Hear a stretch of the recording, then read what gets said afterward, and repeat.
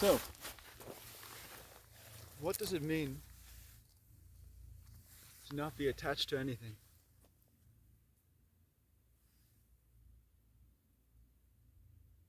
What does it mean to realize there can be nothing to be attached to? Both something to attach oneself to and the someone that can do attaching is separation. How can that exist? And most people, they talk about not being attached, but they're attached to something or another.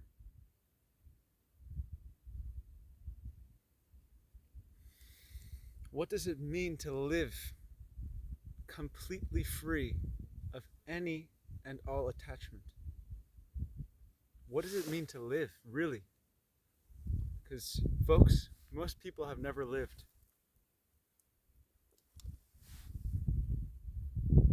Most people are not living.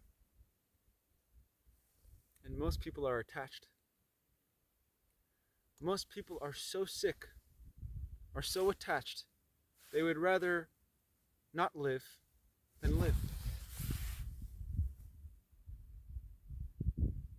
So that is the question of attachment, is what does it mean to live a life free of any and all attachment?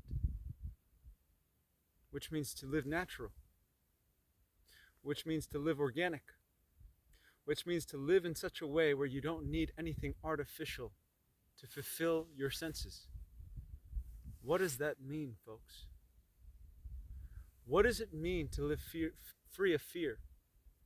Actually, free and fear are the same word. It's just you have to understand the attachment that we have to fear.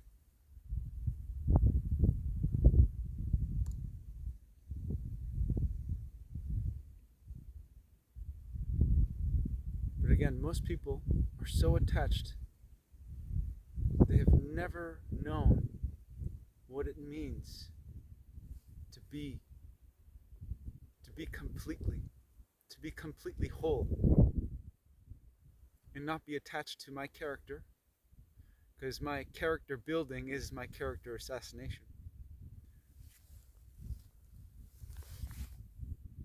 And then the character becomes a divisive thing against the world. The persona, the person, becomes this point of separation, point of division, which is what a center implies, right? A center of control over everything else.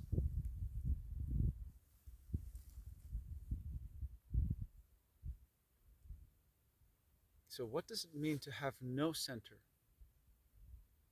What does it mean to have no authority? Fear is authority. Because you ask yourself, why do we feel fear? Because we feel like we have no authority or something else has authority over us. Fear is separation. Why do we think in terms of opposites? Because this is thought. This is the thought-making process is the attachment, and we are attached to be opposed. We are attached to the opposer. We are attached to opposing others. We are attached to this idea of opposition itself. We are attached to separation. We're always so divided in our own lives, in ourselves. We never think completely one, which is no one. If your thinking is complete, you're not really thinking at all. How can you? How can you separate yourself from the world? That is true poverty.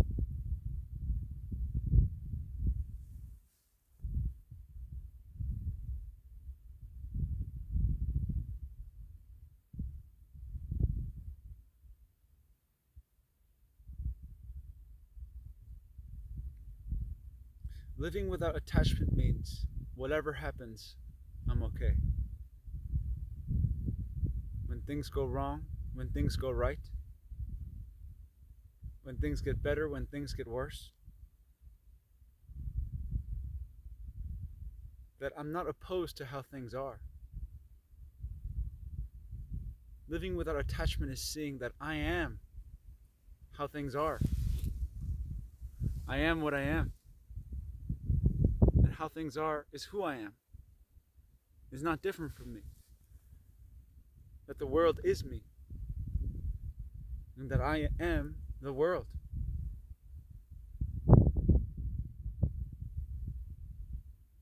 And if I'm not attached to the fact that I am what I am, then truly something beautiful happens.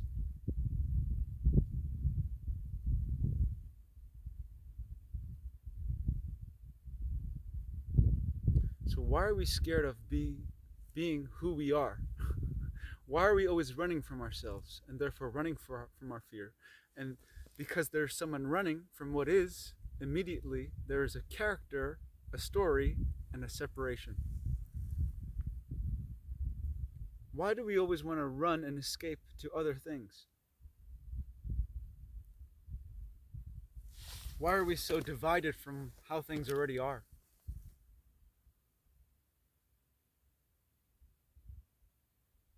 Is it because we have no more love? No more care?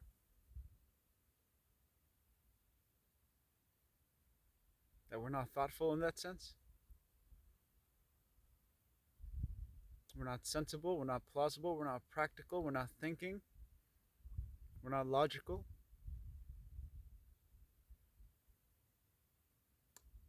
Why do we find it amusing, pleasurable, entertaining to live this identity called me?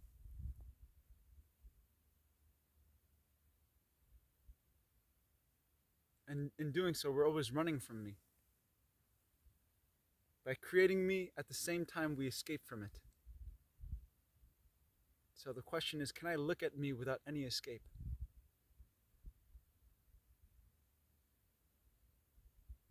That's true health,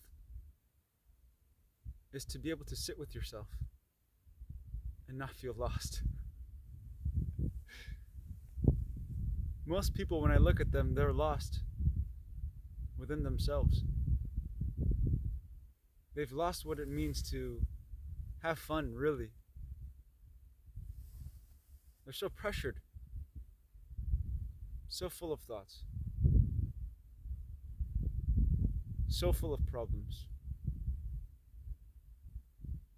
so full of all these variables that don't even exist.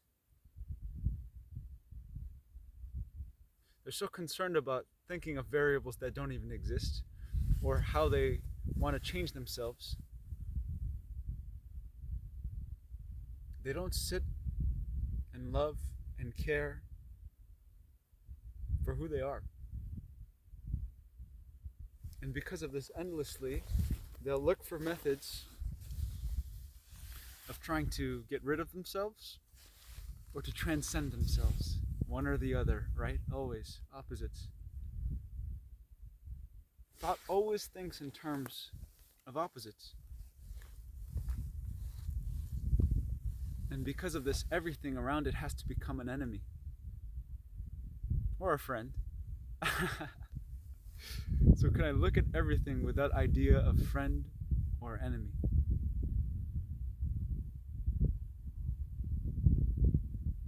Can I look around me without thinking, I don't want to lose to that person, or I want to gain from that person? Again, can we just look? Can we just see? Not a person that sees. Not all my problems after I see. But can I see it all? My problems, the world's problems, the beauty, the ugliness. Can I see it all? Most people don't want to see it all. They want to see a very small portion of it all. And so they live their lives through that portion, that fraction. They're fractional lending their soul and their existence and their passion, their love. And the moment you divide love, it's not love at all. How can love be divided? Love is whole. Love is the state of being undivided. Most people don't have love in themselves. Most people don't have health in themselves because they've lost it. And now they are divided.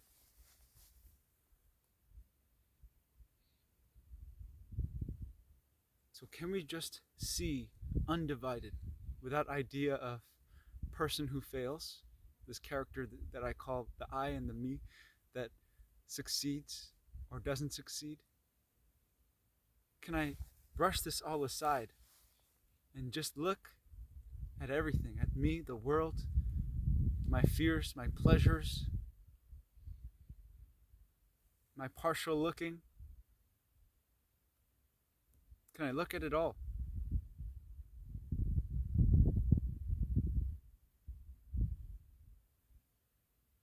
Can I not escape from looking even 1 second, 1 inch? Do nothing to escape from looking. Doing something is how you fall out of seeing and being attentive and being loved and loving.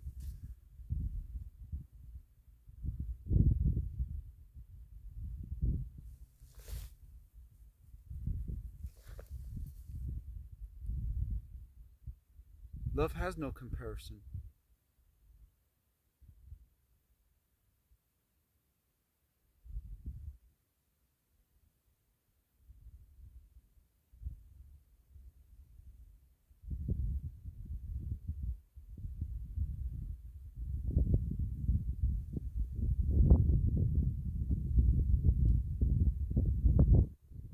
I want things to be this way.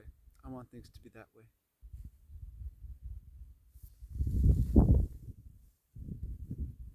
It's truly an unintelligent mind that can't face things how they are.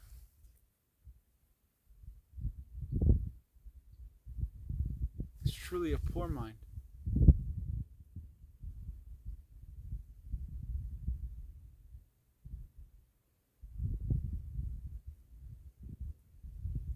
So to see things how they are, without doing something to stop seeing how things are, is love, is intelligence, is care, is beauty, is passion, is all of these things, is silence, stillness, space, receptivity, without separation, without the difference between receiver and giver. So I am the world, and in that sense, I shouldn't thank it as a separate entity. Not that I shouldn't be grateful, not that I should take things for granted, not that I should disrespect. However, to know that I am the world. So if I am thankful, it will show in my act, not in my words, not in me saying I love you. We've killed the word I love you by saying it so much. But can we act? Can we move whole? Can we move one? Can we be the action of love? Can we be the action that is undivided and not attached? Because that's the question. Is attachment love?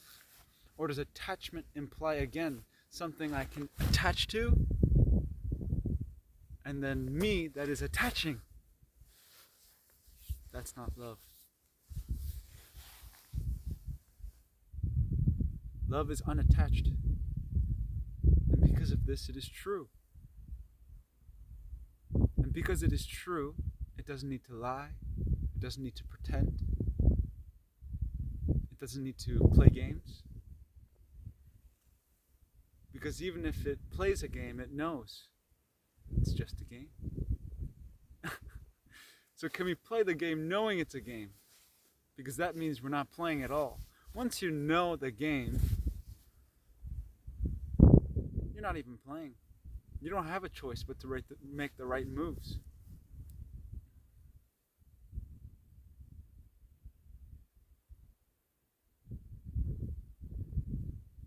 So the only way to play the game perfectly is to not play it at all. That is love. That's a sweet place to end it. So again, attachment. What is it? What is it in my life? What am I attached to? What can I not live without, or pretend that I can't live without? What can I not let go of at any moment, at any time? Is there this fire of love that never goes out? Or is this love only here when I fill it with something superficial? So what is love? And what is attachment? And what does it mean to live dying to your attachments every single second of the way? What does it mean to die to attachment once and for all?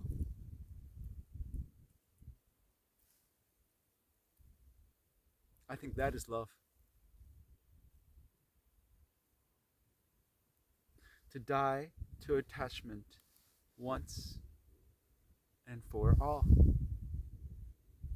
For me and for the world, because there is no difference.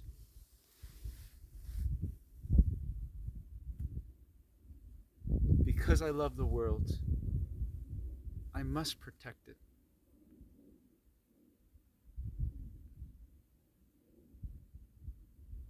Not in a defensive way. Not in an overprotective way.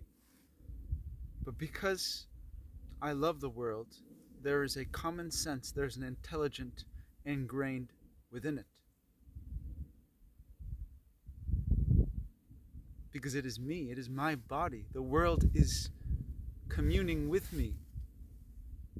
So if someone disrespects the world, I have a responsibility to say something, but also a responsibility to not really be fazed at all, because as long as I am in love with the world, as long as I don't live separate with the world, I wouldn't have any problem. And in the same sense, I wouldn't have any problem mentioning that there is a problem with those that live separate from the world every single day of their lives.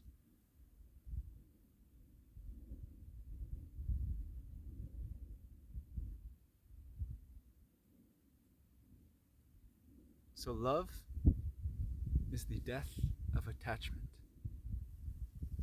It's the death of the idea of the character that is me.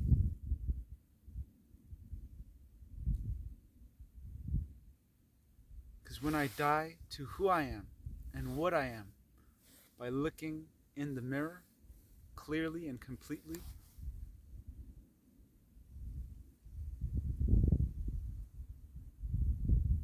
there is an unlimited energy.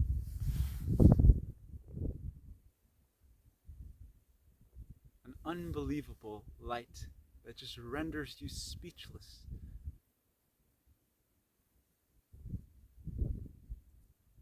That makes fear look so pitiful. That makes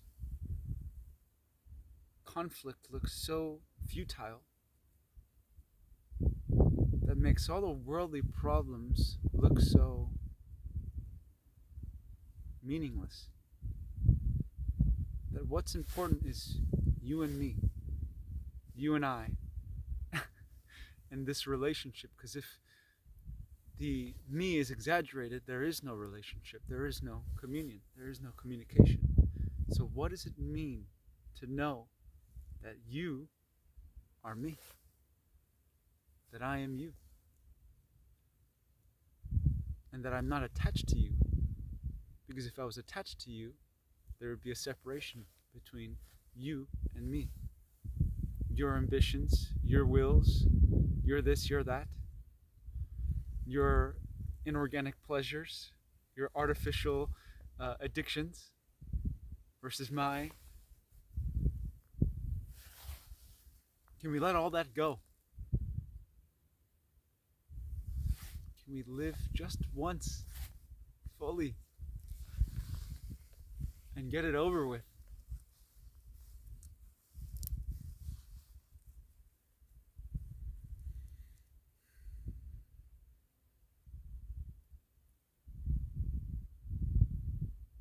The only way to know what health is to face your pain, your fear, your attachment, your separation completely.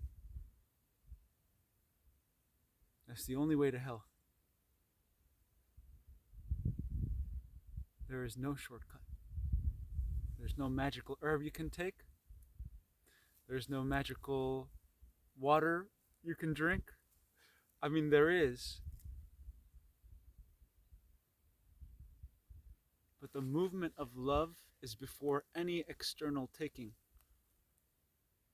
Of course, the external taking can be coupled with that love that flares up and sparks inside. But before there's that, there's nothing outside that can heal you.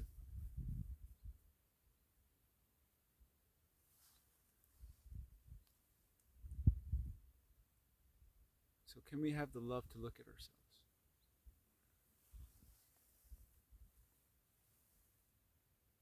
And when we can love ourselves to look at all the blemishes, all the scars, all the hate, all the fear, all the separation, all the individuality, all the character building and assassination,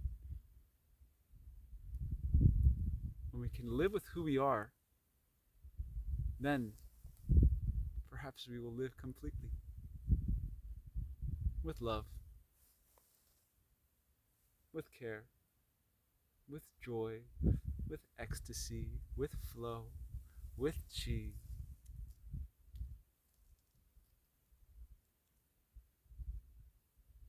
So can we live with energy and not against? Always fighting, always dividing, always categorizing, always compartmentalizing, always creating departments.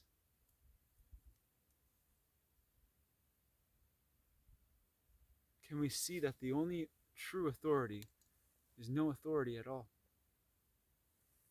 That's what's organic. That's what's true. And that's what's not separated. That's what is one.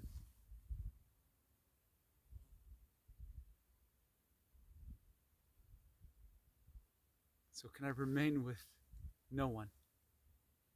Not trying to be someone. Not trying to be something. That is love. A clean slate. Sorry for going so long. I'll see you next time.